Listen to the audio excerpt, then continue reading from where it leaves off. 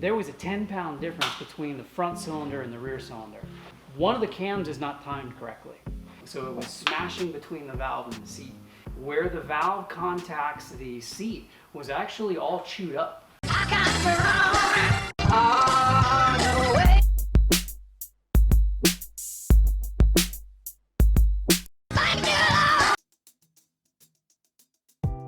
We went to 2 dual header system.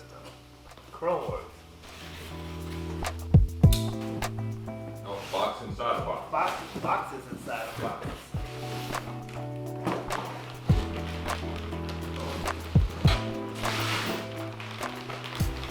Oh my goodness, that looks good. Oh my goodness. You might want to watch that.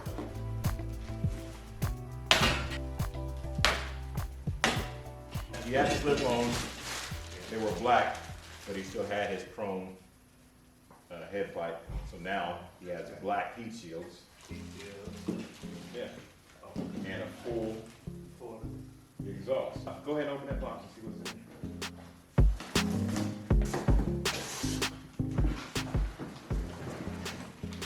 Okay, so that's a crossover. See, I was wondering about that. Sometimes the crossover gets, I've seen crossovers, sometimes they flatten out on the bottom, but that's completely round. Yeah. That's gonna be good. Yeah. More airflow. Oh, that looks good. Can't wait to hear him. Me either. Bob is really making some great progress. He has the whole top end taken off of the motor and the cam chest open. And you can see the stock cams right there at the end of the lift and the lifters. So we're going to be installing the new 511 cams from Redshift Cams and some new lifters for this build.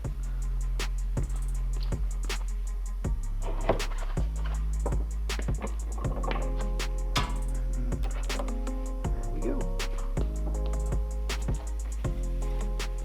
Voila. While Bob is working to get my new cam plate installed, Adam wants to show us something that he found on Leonard's motorcycle.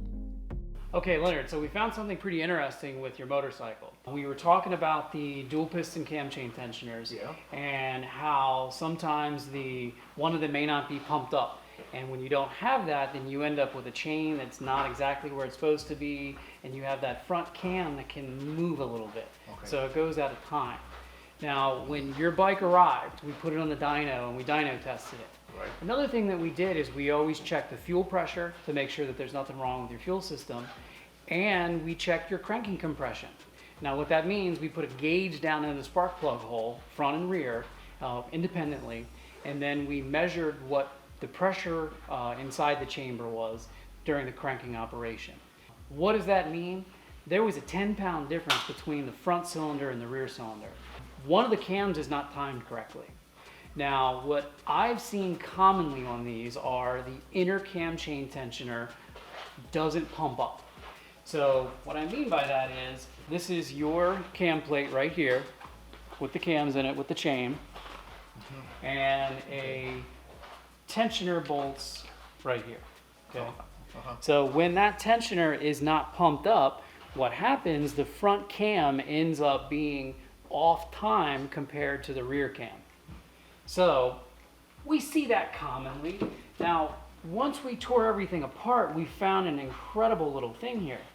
If you look at your outer tensioner, it's got 35,000 miles worth of wear on it. And I mean, you can see this thing right here has a substantial amount of wear. It's not in bad shape. It's actually in quite good shape for the age, but the inner tensioner has no wear. It's as if there was no pressure to your inner tensioner the whole time. How does this have 35,000 miles worth of wear? That doesn't even have 3,000 miles worth of wear on it. So this is why we're upgrading to the dual piston cam chain tensioners. Ours are not going to allow this part to lose oil pressure, so it's going to keep both of your cams in time. That always helps with throttle response and the final power. So by that being like that, it caused me not to have great throttle response? That's correct. What you would have felt is there'd be a little bit of a lag in the throttle. Now, if you bought this bike, even if you didn't buy it new, if you bought it used and you've ridden it a lot, you won't notice it. You won't perceive it. But once we change it, that's when you notice it. Okay. That's when you'll feel like, wow, this is so much crisper and it does everything that it's supposed to do, because the cams are doing what they're supposed to do. So that's just a very, it's a really interesting telltale sign that you have all the wear on one and not on the other. Yeah, it's interesting because it didn't cause no malfunction in the bike, I guess. Well, no, and again, to Harley's credit, this is running down the road and it'll go another, 30, 40,000 miles without an issue. But we can make it better and we can make your riding experience better just by upgrading these two pieces.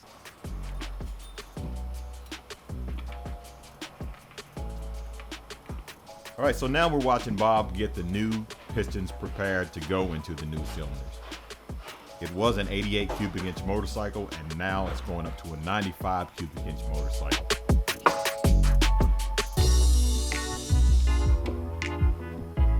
So while Bob is getting the new piston ring set, Justin has joined the build, and he's getting everything ready on Leonard's motorcycle to install the new Redshift 525 cam.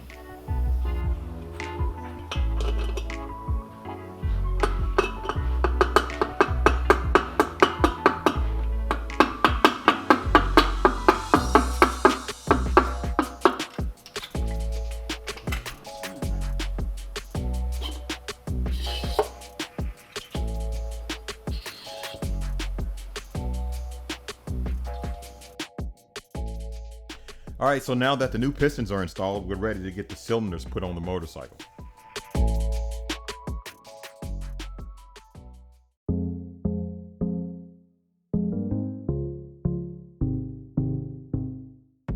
So now we're really making some progress. We got Bob working on Memphis, my 2005 Road King, and we got Justin working on Leonard's bike. But there was an issue with the heads on my motorcycle. So let's hear from Adam and see what he has to say. Okay, so we have your cylinder heads ready to install. Gotten rid of all of the carbon and everything that was built up inside. Overall, they look very good, but we did have one little bit of a problem. The volume of burned oil deposits on the valve, they start to build up on the inside of the valve, and as the valve moves up and down, it starts to push the abrasive up into the guide. So what we found on both exhaust valves, the guides were out of spec, meaning there was too much clearance between the valve and the guide itself. So we've tightened it back up, brought it back into spec. Okay. And we've also upgraded the valve seals. The goal was to keep this a stock head, just clean it up. So if you were going to put a kit like this, on your engine, it's really not a big deal to have a local shop do a quick valve job or do any of the work that we did here. This is not a CNC ported or anything really fancy, but it's going to work substantially better than what you had just because it's clean and fresh. Because of the amount of debris that had run through, where the valve contacts the seat was actually all chewed up. So again, it's like there's dirt inside there as the valve is closing. So it was smashing between the valve and the seat. And because of the mileage that had been run on, we actually had to cut a valve job to get those to seal. Okay. So it was a necessary function solely because of the 2005 seal issue that we found. Just like new, right? So those are better than new and ready to be installed. All right. All right, can't wait to get these heads put on the bike. I can't wait to hear the bike. So Bob's he has the cylinders on now. The heads are next. Okay, so one of the things we're going to do with both of these motorcycles is use a Redline Complete Fuel System Cleaner. It's a fantastic product. The reason why we're going to use this, and it's so important, yours is a 2005, yours is a 2011. It has a fair amount of miles and runtime on it. So when you use this, it helps clean the fuel injector, which is going to help give you better power, better fuel economy, especially on something that's old. We're actually going to dump an entire bottle of this in during our first run to just help clean everything out. And then subsequently, when you fill up, use a small amount per tank. And it'll just keep everything clean and working properly. This is very small. You can leave it in your saddlebag. Anytime you go to a gas station, just dump a little bit in there. Probably give you better gas mileage. Yeah, gas mileage is the big thing that I always see. Can any size motorcycle use that? Absolutely, absolutely. I would use it on a stock motorcycle to even a big bore engine. Well, I was going so I can put that in my 124. Absolutely. What about sometimes when you're out west and you get sometimes they don't have great fuel out there? Will that help? This will help that as well. Okay. So you should always keep a bottle of that in your saddlebag. I would recommend it, yes. you.